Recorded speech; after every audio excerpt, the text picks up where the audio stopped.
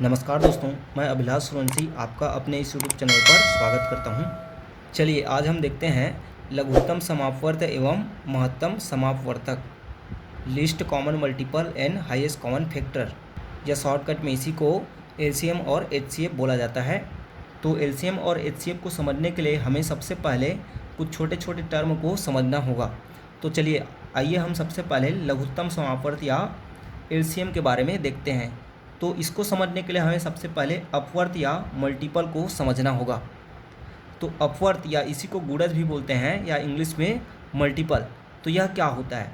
तो किसी भी संख्या का मल्टीपल या अपवर्त वे संख्याएं होती हैं जो उस संख्या से पूर्णतः विभाजित हो जाए, मतलब उस संख्या से पूरी पूरी क्या हो जाए, डिवाइड हो जाए। जैसे कि यदि 3 का मल्टीपल या अपवर्त बोला जाए तो क्या हो जाएगा, 3 स्वयं होगी, 3 क्योंकि 3 से पूरा डिवाइड हो जाएगा। इसके बाद क्या आएगा 6, इसके बाद क्या आएगा 9, इसके बाद क्या आएगा 12, इसके बाद क्या आएगा 15 आगे। मतलब सीधी सी बात है, 3 के टेबल में जितनी भी संख्याएं आएंगी वे सब इस 3 के क्या कहलाएंगे, मल्टीपल या गुणज कहलाएंगे। या फिर ऐसे भी बोल सकते हैं कि जितनी भी संख्याएं 3 से पूरी पूरी डिवाइड हो जाएं वे क्या कहलाएंगी, 3 का मल्टीपल या अपवर्त कहलाएंगी। तो देखिए यहाँ पर छोटी सी बातें हैं जो याद रखने के लिए हैं। जैसे कि पहला पॉइंट है कि किसी संख्या का पहला अपवर्त मतलब फर्स्ट मल्टीपल वह स्वयं होती है। जैसे कि पहला इसका क्या हुआ, 3 स्वयं हुआ। सेकंड पॉइंट क्या है कि किसी भी संख्या का सबसे बड़ा मल्टीपल ज्ञात करना संभव नहीं है, मतलब हम इसके सबसे बड़े मल्टीपल को नहीं निकाल सकते। इसलिए हम बोल सकते हैं कि किसी भी संख्या के जो मल्टीपल हैं उनकी संख्या निकालना संभव नहीं है, वे अनंत होती हैं। और तीसरा पॉइंट है कि जो भी मल्टीपल या अपवर्त है वह उस संख्या के बराबर या उससे बड़ा होता है, उससे छोटा नहीं हो सकता। देखिए 3 का पहला मल्टीपल क्या है, 3, तो ये 3 के बराबर है। अगला क्या अच्छा है, तो ये 3 से बड़ा है, लेकिन 3 से छोटा नहीं हो सकती उसके मल्टीपल। चलिए अब हम समझ लिए अपवर्त या मल्टीपल को। तो अब समझते हैं समापवर्त या कॉमन मल्टीपल। तो देखिए अभी हमने अपवर्त या मल्टीपल को समझ लिया, अब हम समझते हैं समापवर्त या कॉमन मल्टीपल। तो देखिए किसी भी 2 या 2 से अधिक संख्याओं के जो कॉमन मल्टीपल होते हैं या उभयनिष्ठ अपवर्त होते हैं उसी को ही उसका समापवर्त या कॉमन मल्टीपल कहते हैं। अर्थात जो उसका मल्टीपल या अपवर्त है वह दोनों में कॉमन हो। या ऐसे भी बोल सकते हैं कि जो संख्याएँ दी हुई संख्याओं से पूरी पूरी क्या हो जाए, डिवाइड हो जाए, वे उनकी समापवर्त कहलाएंगी। जैसे इसे देखिए समझते हैं। एग्जाम्पल के लिए 4 का हम अपवर्त लेते हैं या मल्टीपल लेते हैं। तो 4 का मल्टीपल क्या हो जाएगा, 4, 4 दूनी 8, 4 तिया 12, 4 चौक 16, 4 पंच 20, 4 छक्के 24, ये आगे बढ़ेगा।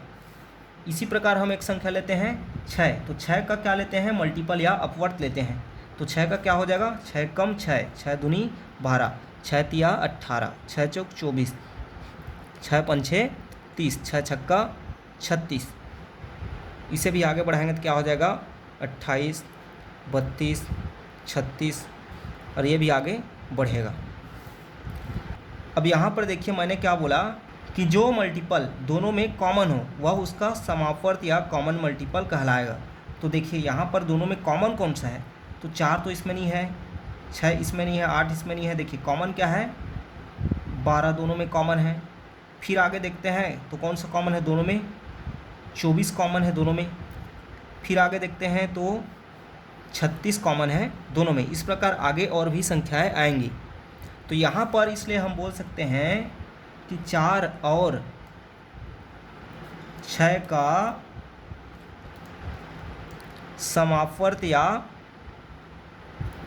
कॉमन मल्टीपल क्या हो जाएगा, 12, 24, 36, आगे और भी संख्याएं जो इनके टेबल में कॉमन आएंगी। तो देखिए अब आपने समापवर्त को समझ लिया कि समापवर्त है क्या, मतलब ऐसा मल्टीपल जो दोनों में क्या हो, कॉमन हो। चलिए अब समझते हैं लघुत्तम समापवर्त या लिस्ट कॉमन मल्टीपल, इसी को ही एलसीएम बोला जाता है। तो इस चैप्टर में हम लघुत्तम समापवर्त के लिए ज़्यादा एलसीएम शब्द का उपयोग ज़्यादा करेंगे। तो देखिए एलसीएम क्या है, तो एलसीएम मतलब लिस्ट बोला जा रहा है या लघुत्तम, तो लिस्ट या लघुत्तम का मतलब यह है सबसे छोटा। और क्या बोला जा रहा है, समापवर्त या कॉमन मल्टीपल। तो अभी आपने समापवर्त या कॉमन मल्टीपल को ऊपर में समझ चुका है कि जो दोनों में क्या हो, कॉमन हो। तो अब उन्हीं जो दोनों में कॉमन था उन्हीं में जो सबसे छोटा वाला क्या रहेगा, समापवर्त रहेगा, वही उसका क्या हो जाएगा, लघुत्तम समापवर्त हो जाएगा या लिस्ट कॉमन मल्टीपल एलसीएम हो जाएगा। जैसे 4 और 6 का यहाँ पर एलसीएम क्या हो जाएगा, 12 हो जाएगा। या इसी को दूसरे शब्दों में बोल सकते हैं कि वह छोटी सी छोटी संख्या जो दी गई सभी संख्याओं से, मतलब यहाँ पर 4 और 6 से पूरा पूरा क्या हो जाए, विभाजित हो जाए, वह क्या कहलाएगा, उसका एलसीएम या लघुत्तम समापवर्त कहलाएगा। तो यहाँ पर हमने देखा कि 4 और 6 का जो कॉमन मल्टीपल या समापवर्त था वो क्या था, 12 था, 24 था और 36 था। इसमें सबसे छोटा जो कॉमन मल्टीपल है कौन सा है, 12 है। इसलिए 4 और 6 का एलसीएम क्या हो जाएगा, 12 हो जाएगा, क्योंकि यह 12 वह संख्या है जो 4 और 6 दोनों से पूरी पूरी क्या हो जा रही है, डिवाइड हो जा रही है। अभी मैं आपको एलसीएम कैसे निकाला जाता है ये भी सिखाऊंगा। हालांकि एलसीएम निकालना बहुत ही कॉमन चीज़ है जो कि आपको आता होगा, फिर भी मैं आपको एक बार यहाँ पर समझाऊंगा। तो चलिए अब हम एलसीएम निकालना सीखते हैं। तो देखिए एलसीएम निकालने के लिए दो विधि होता है। एक होता है अभाज्य गुणनखंड विधि, मतलब प्राइम फैक्टराइजेशन मेथड होता है। हमें उस विधि को नहीं जानना है क्योंकि उसमें बहुत टाइम लगता है, तो हमें सीखना है भाग विधि को। तो देखिए डिवाइड वाले में क्या करना है, जैसे कि यहाँ पर हम बोल रहे हैं कि 10, 12 और 15 इन तीनों का क्या है, एलसीएम निकालना है। तो देखिए कैसे निकालते हैं। तो 10, 12 और 15 का एलसीएम निकालना है। तो सबसे पहले हम क्या करेंगे, 10, 12 और 15 तीनों को एक साथ लिख लेंगे। उसके बाद हम इन तीनों को एक साथ डिवाइड करेंगे और सबसे पहले हम सबसे छोटी अभाज्य संख्या या प्राइम नंबर से डिवाइड करेंगे। तो सबसे छोटी अभाज्य या प्राइम नंबर क्या होता है, 2 होता है। तो 2 से पहले करेंगे डिवाइड, 2 के बाद 3 से, 3 के बाद 5, 7। इस प्रकार से हम सिर्फ अभाज्य संख्याओं से यहाँ पर प्राइम नंबर से ही यहाँ पर डिवाइड करते हैं। तो देखिए सबसे पहले हम 2 से डिवाइड करेंगे तो ये क्या हो जाएगा, 2 पंछे 10, 2 छक्के 12 और 2 ये नहीं जाएगा 2 से, तो इसको हम लिख देंगे ऐसे ही। तो देखिए यहाँ पर जो संख्या उस संख्या से डिवाइड नहीं हो रही तो उसे सेम टू सेम वैसी छोड़ देना है। फिर अब 2 से यदि जब तक संख्या जब तक यदि किसी भी इन तीनों में से जब तक कोई भी एक संख्या 2 से डिवाइड हो रही तब तक हम उसको 2 से डिवाइड करेंगे। तो यह हो रही है। अब देखिए यहाँ पर ये 5 जो है वे डिवाइड नहीं होगी तो इसको हम छोड़ देते हैं, और ये 2 तिया 6 और ये भी 2 से नहीं हो रही इसलिए इसको ऐसे ही छोड़ देते हैं। फिर अब किससे डिवाइड करेंगे, तो 2 के बाद अब देखिए तीनों में 2 से डिवाइड नहीं होगा तो अगली अभाज्य संख्या प्राइम नंबर कौन सा है, 3 है। तो 3, अब देखिए 5 भी डिवाइड नहीं होगा 3 से तो इसको भी छोड़ देते हैं। तो 3 एकम 3 और 3 पंछे 15। अब यहाँ पर 5 आ गया तो 5 से डिवाइड करेंगे तो 5 एकम 5, 1 है तो 1 को 1 रहने देते हैं और 5 एकम 5। तो यहाँ पर हमें इस डिवाइड को तब तक करना है जब तक यहाँ पर 1, 1, 1 सभी संख्याओं में न आ जाए। अब देखिए इन तीनों का एलसीएम क्या हो जाएगा, तो इन तीनों का एलसीएम ये हो जाएगा,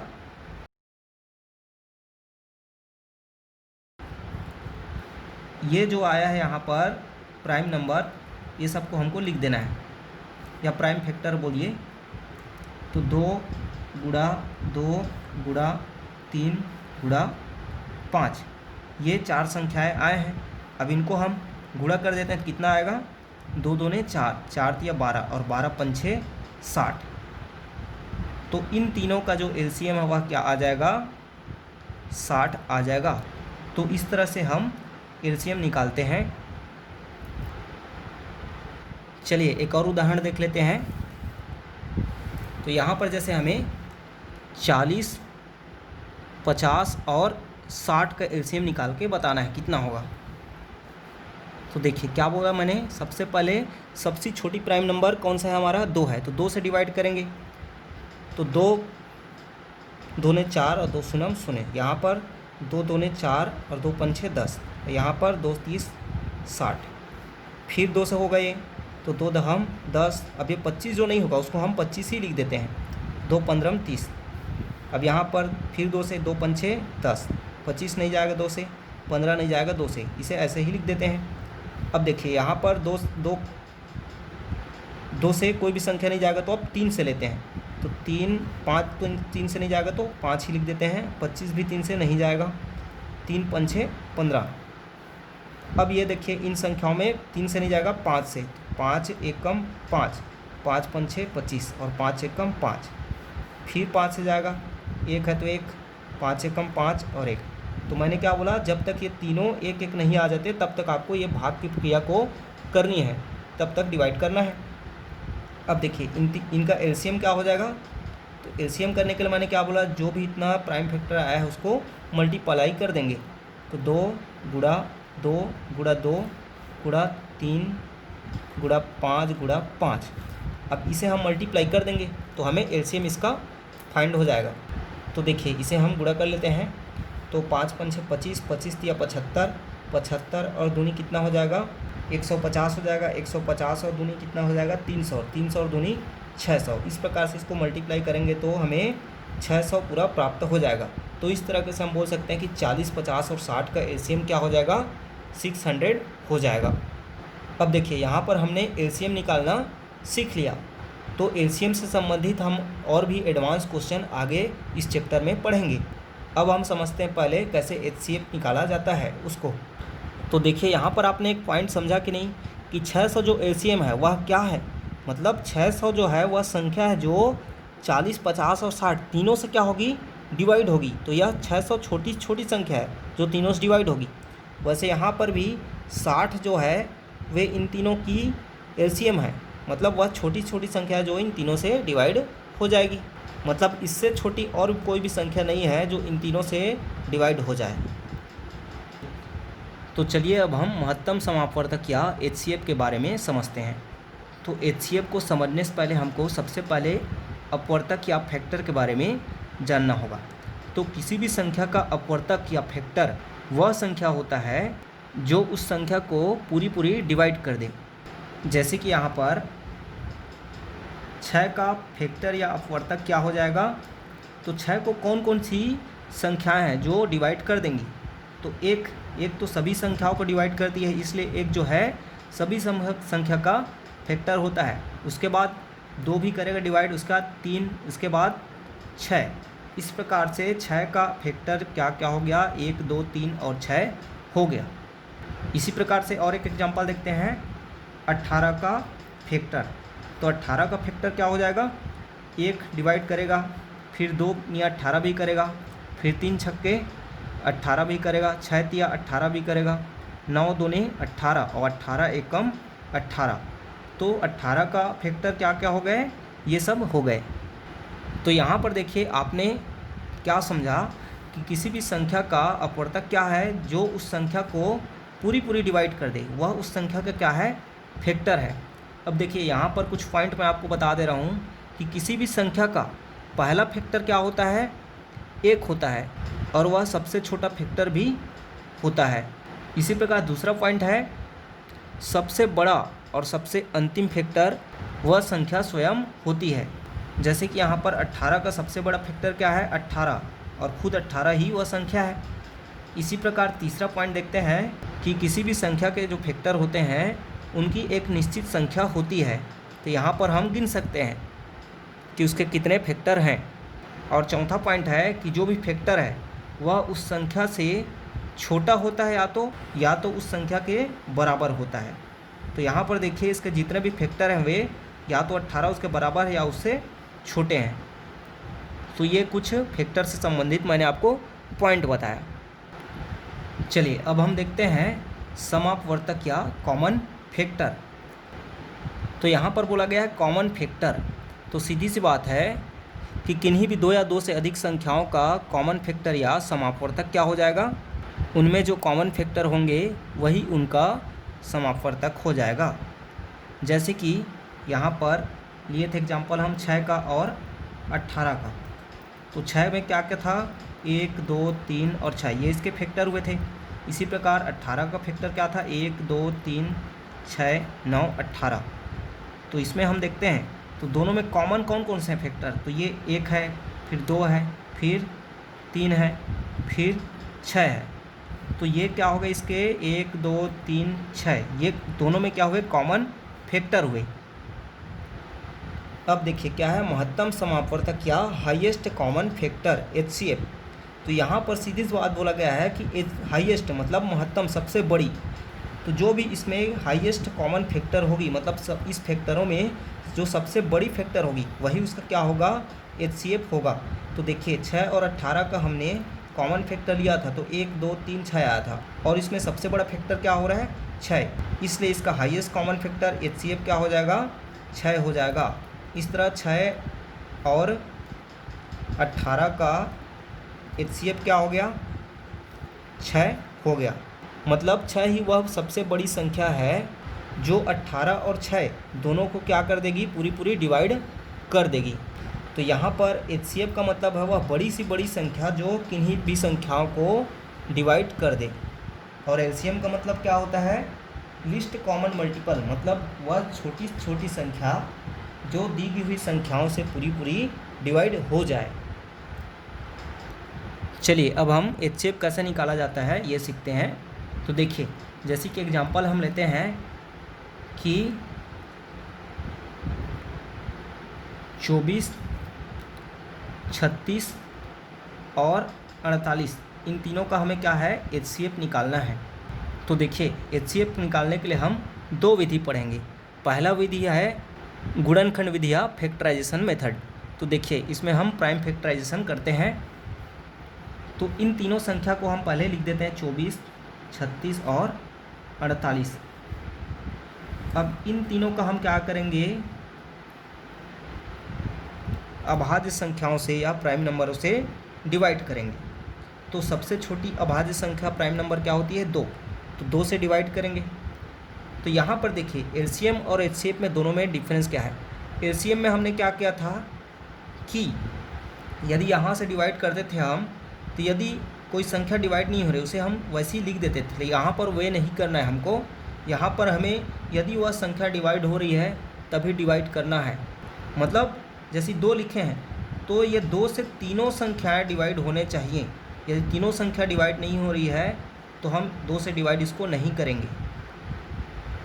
तो देखिए यहाँ पर 2 से यदि हम डिवाइड करते हैं तो 2 12 24 और 2 18 36 और 2 24 48। तो इस प्रकार से क्या हुआ, 2 से तीनों संख्याएं डिवाइड हो गए तभी हम 2 से करेंगे। फिर इसके बाद देखते हैं तो क्या 2 से तीनों संख्याएं डिवाइड होंगी, तो हो जाएंगी। 2 छक्के 12, 2 या 18 और 2 12 24। अब देखिए फिर 2 से करेंगे तो 2 तिया 6 हो जा रहा है और 2 छक्के 12 भी हो जा रहा है, लेकिन 9 जो है 2 से डिवाइड नहीं हो रहा है, इसलिए हम अब 2 से डिवाइड यहाँ नहीं करेंगे। अब हम किससे करेंगे, अगली प्राइम नंबर कौन सी है, 3। तो 3 से क्या, 3 से तीनों संख्या डिवाइड हो रही हैं। 3 दूनी 6, 3 तिया 9 और 3 चौक 12। अब देखते हैं तो यहाँ पर जो ये तीनों संख्याएं हैं 2 3 4 अलग अलग आ गई। मतलब ये तीनों संख्याएं, ऐसी कोई संख्या अब यहाँ पर अभाज्य संख्या नहीं है जिससे ये तीनों एक साथ डिवाइड हो। तो अब हमें इसको यहीं पर छोड़ देना है, क्विट कर लेना है। अब देखिए HCF इसका कैसे फाइंड होता है। तो इन तीनों संख्याओं का HCF क्या हो जाएगा, ये जो प्राइम नंबर आए हैं प्राइम फैक्टर उसी को हमको मल्टीप्लाई कर देना है। 2 गुणा 2 गुणा 3, तो 2 दूने 4 और 4 तिया 12। इस प्रकार 24 36 और 48 का तीनों का HCF क्या हो गया, 12 या 12 हो गया। चलिए एक और एग्जांपल देखते हैं। जैसे कि 20 30 और 40, इन तीनों का HCF फाइंड करना है। तो क्या करेंगे, सबसे छोटी अभाज्य संख्या 2 है प्राइम नंबर, तो 2 दहम 20, 2 15 30 और 2 20 40, ये तो गया 2 से। अब देखते हैं इसके बाद हम क्या यह 2 से जाएगा तो ये चले जाएगा, लेकिन 15 नहीं जाएगा, इसलिए 3 से ट्राई करते हैं। तो 3 से ये नहीं जाएगा।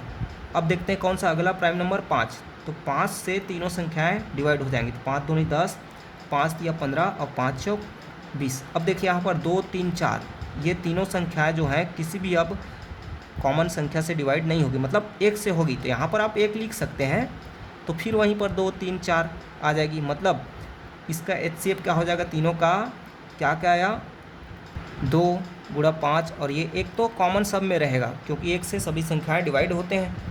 तो 2 पंछे 10। इस प्रकार से इन तीनों का HCF क्या हो गया, 10 हो गया। तो ये तो हुआ पहली विधि। इसमें हम छोटी छोटी संख्याओं का आसानी से HCF निकाल सकते हैं। लेकिन जब हम बात करते हैं बड़ी बड़ी संख्याओं का, जैसे कि 1000, 2000 में रहेगा, तो वहाँ पर हम बड़ी बड़ी संख्याओं को इस विधि से हम HCF नहीं निकाल सकते हैं। उसके लिए हम एक दूसरी विधि सीखेंगे जो है भाग विधि। उसमें हम बड़ी बड़ी संख्याओं का HCF निकालना सीखेंगे। तो चलिए HCF निकालने की भाग विधि या डिवीज़न मेथड देखते हैं। तो इसे हम एक उदाहरण के साथ समझेंगे तो जल्दी समझ आएगा। तो जैसे कि यहाँ पर बोला गया है 923 और 949 का HCF निकालना है। तो देखिए सबसे शुरू इसमें करना क्या है, मैं आपको ये क्लियर बता दे रहा हूँ।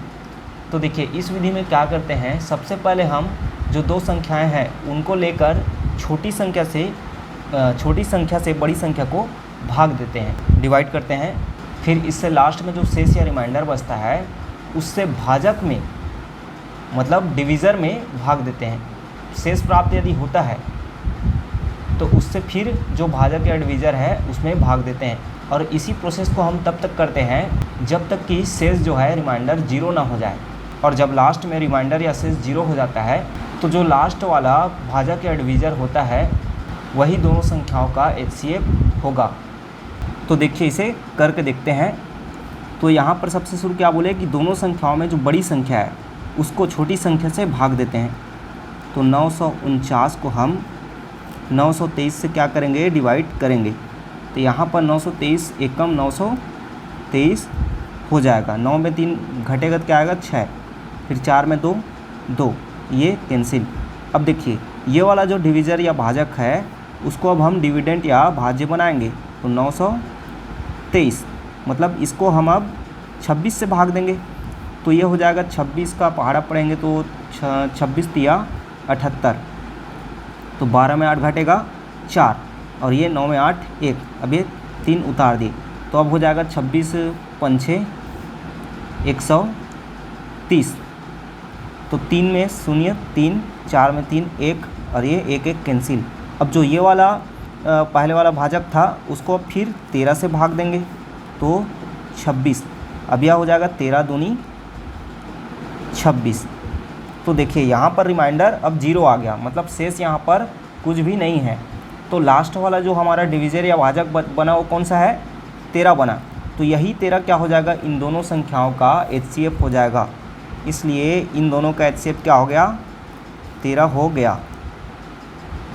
तो देखिए इसे एक बार और क्या किए, पहले जो बड़ी संख्या है उसको छोटी संख्या से भाग देंगे। तो 923 को एकम हो जाएगा 923, घटाएंगे तो 26 बचा। अब ये जो पहले वाला भाजक या डिवीज़र था उसको 26 से अब भाग देंगे तो ये हो गया 26, 35 को किए तो इतना आ गया।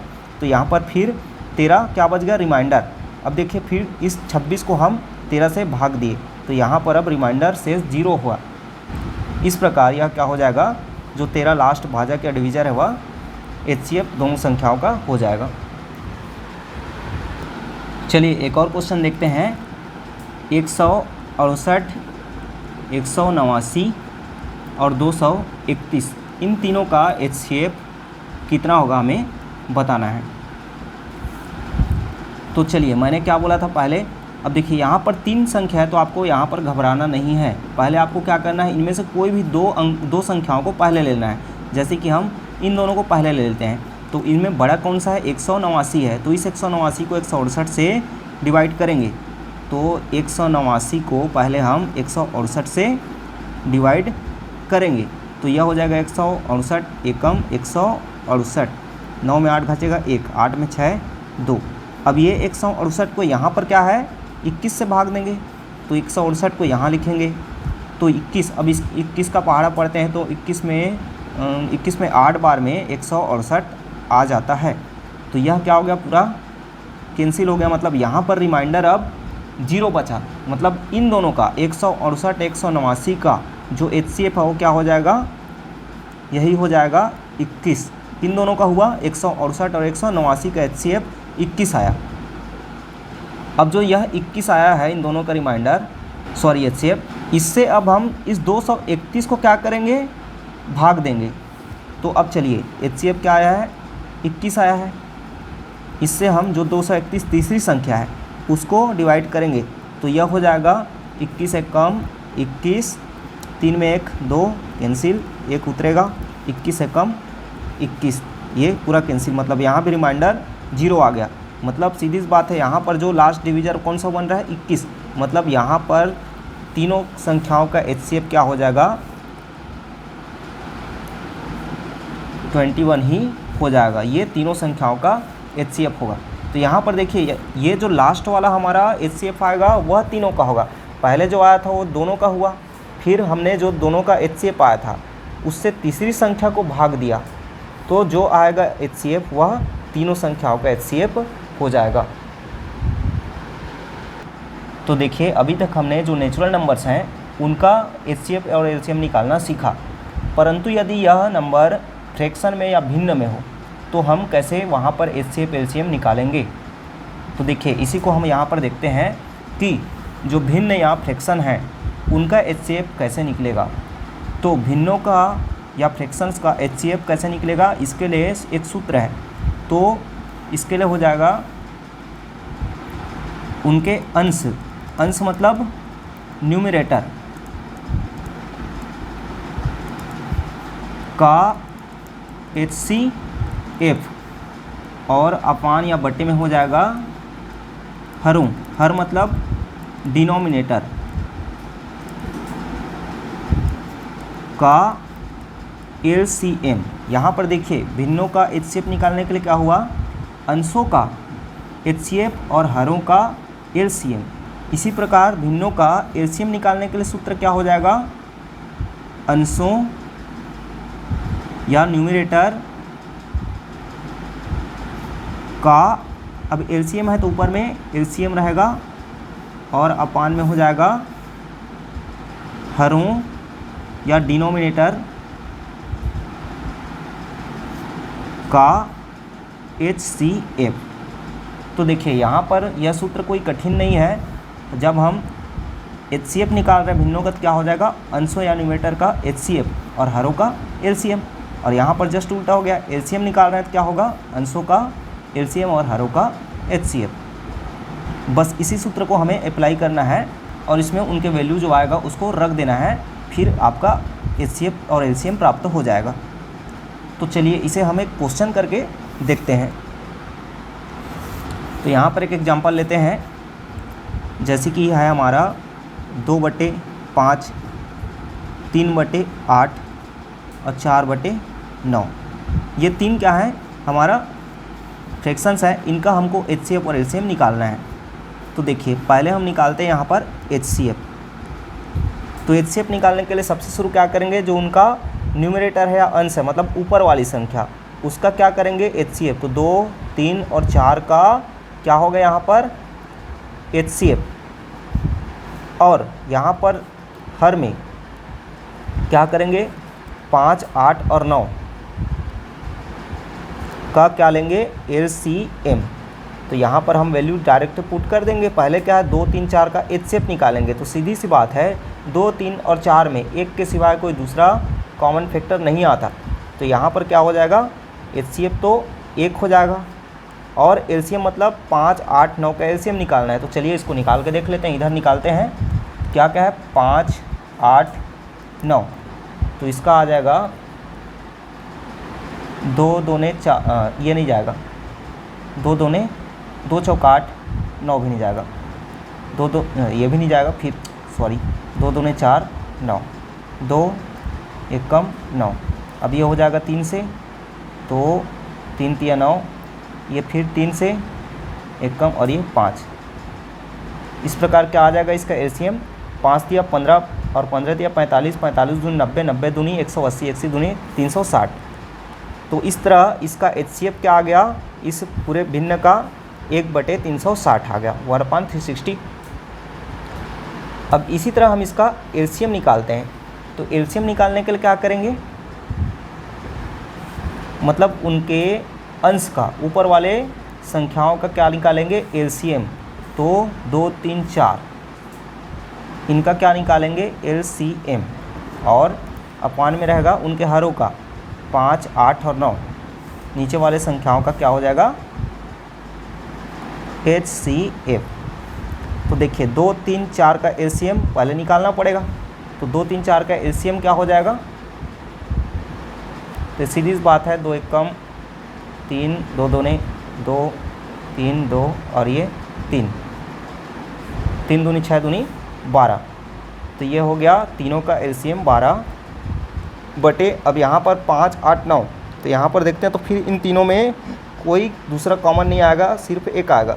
तो यहाँ पर 12 बटे 1 हो जाएगा। तो इस प्रकार इसका एलसीएम क्या हो गया, 12 बटे 1 को हम खाली 12 लिख सकते हैं। तो देखिए यहाँ पर हमने कैसे सीखा कि एक फ्रैक्शन या भिन्न का एलसीएम और एचसीएफ कैसे निकालते हैं, ये हमने सीख लिया। तो यह बहुत ही आसान है, आप और अपने से कोई उदाहरण लेके इसको आसानी से कर सकते हैं। सिर्फ आपको इस फॉर्मूले में रखना है, जो कि फॉर्मूला भी बहुत ही सरल है।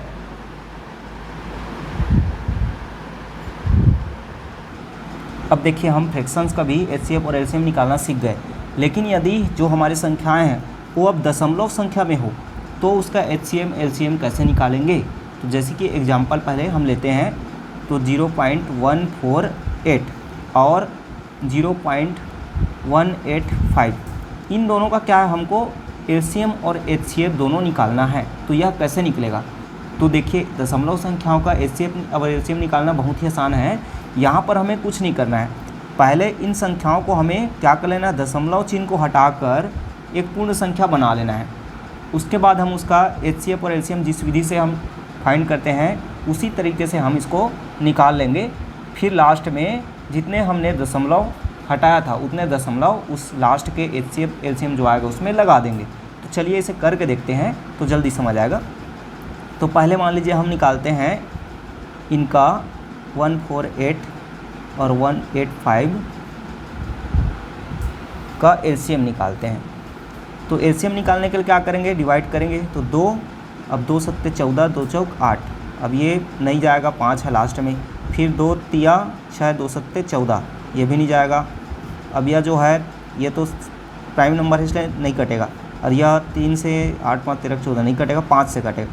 तो ये हो जाएगा 37, और ये 5 तिया 15 और 5 सत्ते 35। अब देखिए दोनों प्राइम नंबर है, मतलब ये सिर्फ 37 से डिवाइड होगा, 37 से कम 37 से कम। तो इस प्रकार इन दोनों का एलसीएम क्या आ जाएगा, 2 गुणा 2 गुणा 5 गुणा 37। तो ये हो जाएगा 2 दूने 4, 4 पंछे 20, 20 गुणा 37, ये हो जाएगा 0, और ये 2 सत्ते 14, 2 तिया 6 1 7। अब देखिए इन दोनों का एलसीएम क्या आया, 740 आया। तो यहाँ पर यह 740 आंसर नहीं होगा, एलसीएम नहीं होगा। ये तो किनका हुआ, 148 और 185 का एलसीएम हुआ, लेकिन हमको किसका एलसीएम बताना है, हमें तो 0.148 और 0.185 का एलसीएम बताना है। तो यहाँ पर देखिए हमने यहाँ पर दशमलव के बाद कितने अंक थे, 1 2 3, मतलब दशमलव बिंदु के बाद 3 अंक थे, और 3 अंक हमने क्या किया था, हटा के इसको 148 को बनाया था पूर्ण संख्या। तो इसको हम यहाँ पर हमें क्या करना है, 3 अंकों के पहले पॉइंट लगा देना है, दशमलव बिंदु लगा देना है। तो इस तरह यह इसका फाइनल एलसीएम क्या हो जाएगा, 740, और 3 अंकों के पहले ये दशमलव बिंदु, मतलब ये 0.740 हो जाएगा। अब देखिए इसी तरह हम इसका इन दोनों का एचसीएफ निकालते हैं।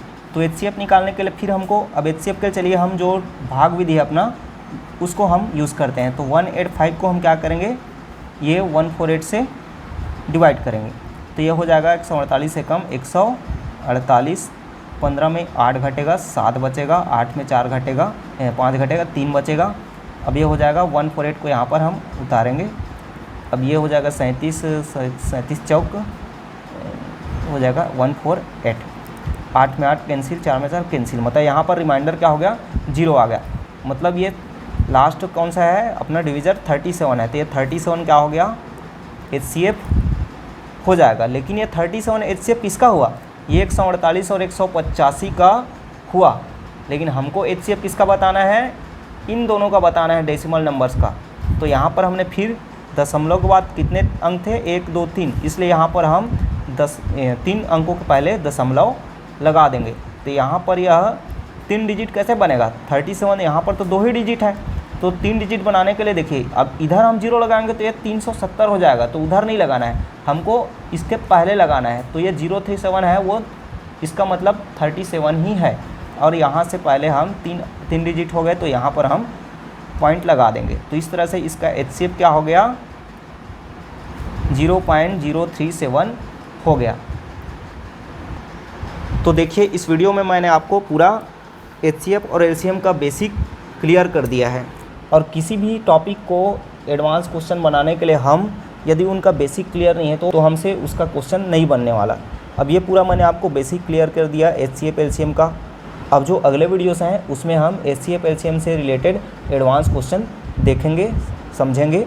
तो उम्मीद करता हूँ मेरा पढ़ाया आपको अच्छा लगा होगा, समझ आ गया होगा। तो वीडियो को लाइक और शेयर ज़रूर कीजिए, और यदि मेरे इस वीडियो को आप पहली बार देख रहे हैं तो मेरे YouTube चैनल को आप सब्सक्राइब कर लीजिए और बेल आइकन को भी प्रेस कर लीजिए, ताकि आपको अगले वीडियोज़ की नोटिफिकेशन मिलता रहे। धन्यवाद।